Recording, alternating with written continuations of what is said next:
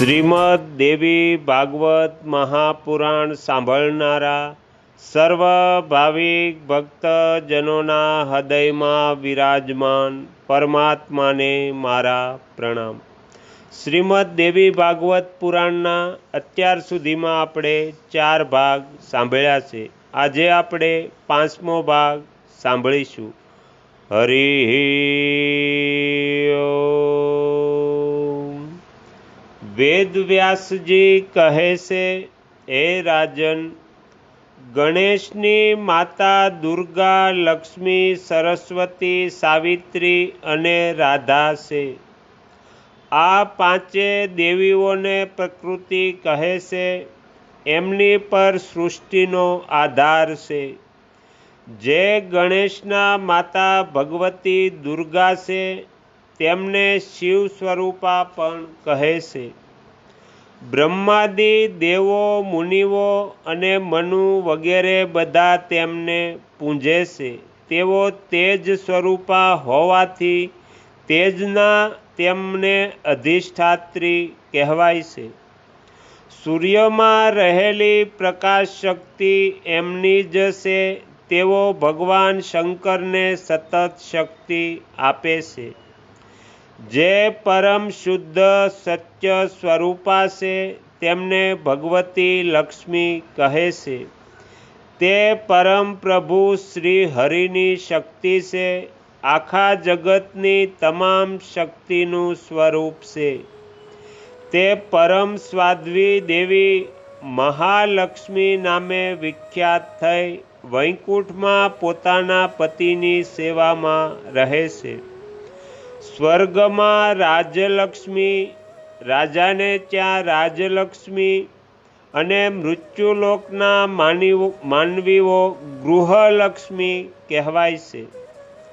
પરબ્રહ્મ પરમાત્મામાંથી સંબંધ રાખનારા તેઓ વાણી, બુદ્ધિ, વિદ્યા, જ્ઞાનના અધિષ્ઠાત્રી છે। એમનું એક નામ સરસ્વતી પણ છે। માનવીને બુદ્ધિ, કવિતા, મેધા, પ્રતિભા, યાદશક્તિ એમનાથી જ મળે છે। તેમના હાથમાં પુસ્તક અને વીણા છે। તેમનો વિગ્રહ શુદ્ધ સત્વમય છે। દ્વિજવર્ણા માટે ગાયત્રીનું રૂપ એમણે ધારણ કર્યું છે। તેઓ જયરૂપા, તપસ્વીની, બ્રહ્મ તેજથી સંપન્ન અને સર્વ સંસ્કાર રૂપ છે। તે પવિત્ર રૂપ ધારણ કરનારા દેવીને સાવિત્રી અથવા ગાયત્રી કહે છે। તેઓ બ્રહ્માજીની પ્રિય શક્તિ છે। 5મા દેવી તે પરમાત્મા શ્રી કૃષ્ણને પ્રાણપ્રિય છે। બધી દેવીઓ કરતાં તેઓ અનુપમ અને સુંદર છે। બધા ગુણો ધરાવતા તેઓનું પ્રાગટ્ય શ્રી કૃષ્ણના રાસમંડળમાં થયું હતું। ગૌલોક ધામવાસી આ દેવી રાજેશ્વરી અને સુરસિકા નામે ઓળખાય છે। પોતાના તપોબળના પ્રતાપે દેવી વૃંદાવનમાં ભગવાન શ્રી કૃષ્ણની સામે પ્રગટ થયા, અર્થાત તેઓ પૃથ્વી પર આવ્યા। આ 5મી દેવી એ શ્રી રાધાજી છે। દરેક સૃષ્ટિકાળમાં બધી જ સ્ત્રીઓ તેમનું સ્વરૂપ છે એવું માનવામાં આવે છે। આ 5 દેવીઓ પરિપૂર્ણ છે।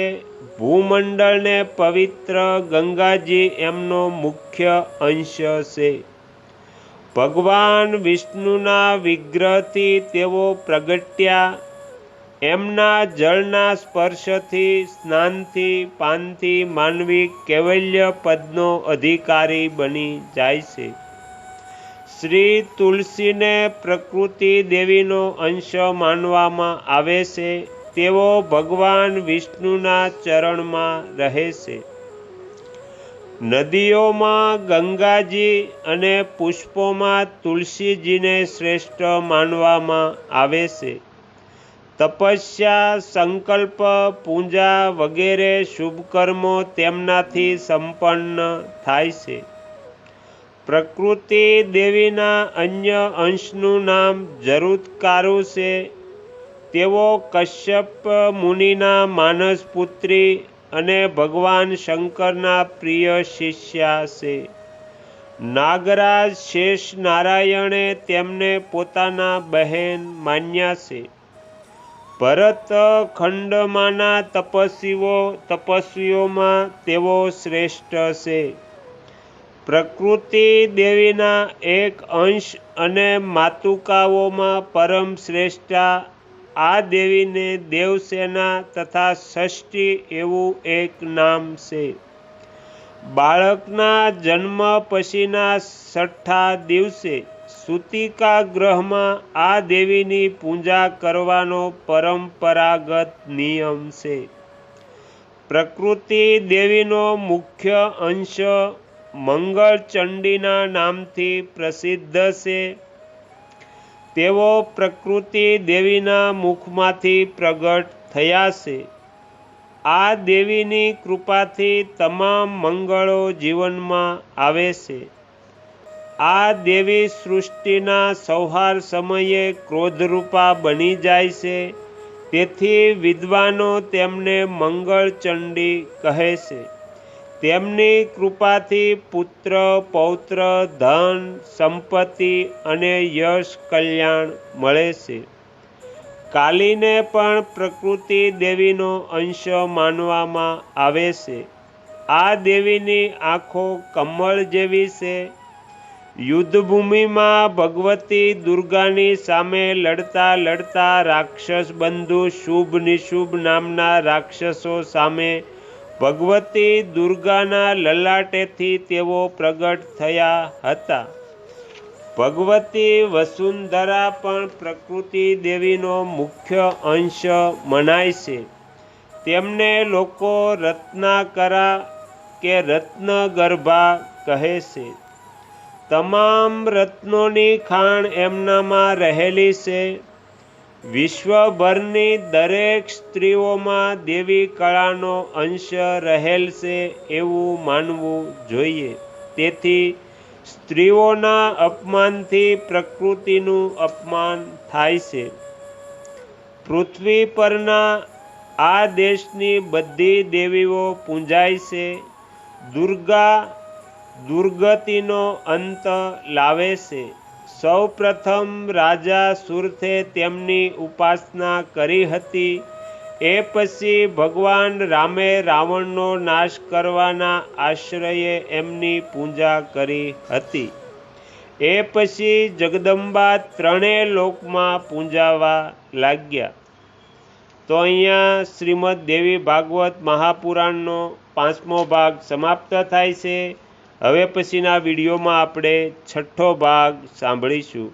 તમે તમારો કિંમતી સમય આપી એકાગ્ર ચિત્તે પ્રસન્નતાપૂર્વક શ્રીમદ દેવી ભાગવત પુરાણ સાંભળ્યું એ બદલ હું આપ સૌનો ખૂબ ખૂબ આભાર વ્યક્ત કરું છું અને આશા પણ રાખું છું કે તમને સાંભળવું ગમ્યું હશે. જો ગમ્યું હોય તો બીજા 5 લોકોને પણ સંભળાવજો. શ્રી સદગુરુ દેવની જય. આગળના વિડીયો જોવા માટે આ ચેનલને સબસ્ક્રાઈબ કરો અને જો આ વિડીયો પસંદ આવ્યો હોય તો લાઈક કરો.